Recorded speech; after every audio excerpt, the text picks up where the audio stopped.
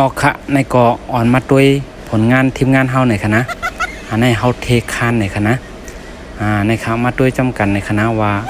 จองมันซื้ออำนันก็เปลี่ยนไว้จึงหือในคณะมาด้วยจำกันในคณะอันในค่ะไปกว่าไรเนื้อกำซื้อในคณะในค่ะเด็กกดงอยในก่อมใจพิษเปิงสังในคณะเป็นศิลปะอำนั้นก็ศิลปะในคณะอันนี้ก็ลองพิษเปิงอีดีรอดในคณะทีมงานเฮาก็ตึกเกกไข่อยู่ในคณะเล็กๆอีดีรอดค่ะเนาะอันนี้มันจะลองใหญ่ลองลงสังในคณะเผยที่ไข่จังทีมงานเฮาก็ไล่ในคณะอันนี้ก็พิษเปิงเล็กๆน้อยๆจะกัดเย็นๆในคณะเกกไข่ก็ลอยๆในคณะ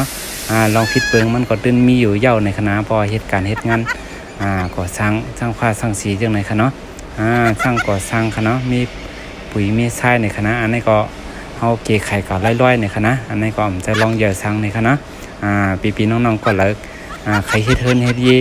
นั่นก็ใครเฮ็ดห้องการห้องงานในคณะติดต่อกับสืบไรในคณะทีมงานเฮาในตื่นยุ่มใจไรในคณะบางเมียก็เอาเป็นศิลปะบางเมียก็เอาเป็นศิลปะในคณะอันนี้ก็ว่ากันในคณะติดต่อกับสืบไรในคณะยินดีครับใจกูก็ในคณะอันนี้ก็ในตั้งแต่มันหลุดอีดวัดในคณะก็อันนี้ก็เกไขไรขึ้นในคณะหยาบในคณะเฮาจอยกันครับ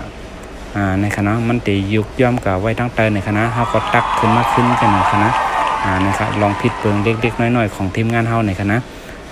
ถ้าสนใจก็อย่าลืมติดต่อกับศึกมาลัยในคณะอันนี้ก็ลอกไล่ปูกระเบื้องในคณะพอมันเตรียมในก็ตีแล้วหมักอุดหมักหินมาหมวนตั้งแต่ให้ในคณะนะครับ